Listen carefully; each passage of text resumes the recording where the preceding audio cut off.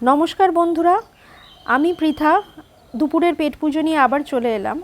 आज के बृहस्पतिवार ताई दुपुरेर पेट पुजोते किन्तु सब निरामिष मेनू। आज के प्रथमेई रयेछे गरम भात एइमात्र करेछि और नेक्स्ट आसछे सैलाड जेटा स्पेशल सैलाड बानानो हय एइटा हलो सेइटा शशा बीट गाजर और टमेटो दिए।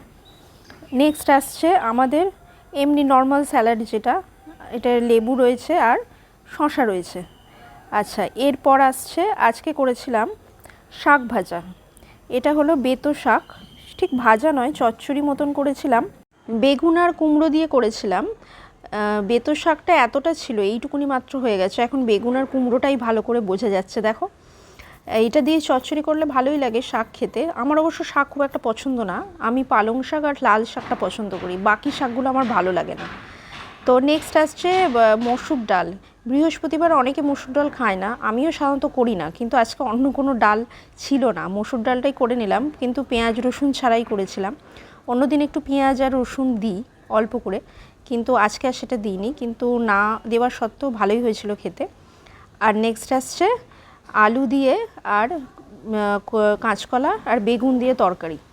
এটা নিরামিষ তরকারি, একদম এক্ষুনি করেছি, একদম ধোঁয়া উঠছে, ভালোই হয়েছিল খেতে, খারাপ হয়নি।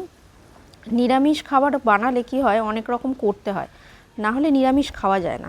আমিষ কি একরকম বা দুরকম করলে, যেমন চিকেন বা মাটন করলে একরকমই খাবার মানে ভাত উঠে যায়, সবাই খেয়ে নেয়, কিন্তু নিরামিষ বানালে কিন্তু একটু বেশি রকম পদ বানাতে হয়। আর লাস্টে ছিল পাঁপড় ভাজা।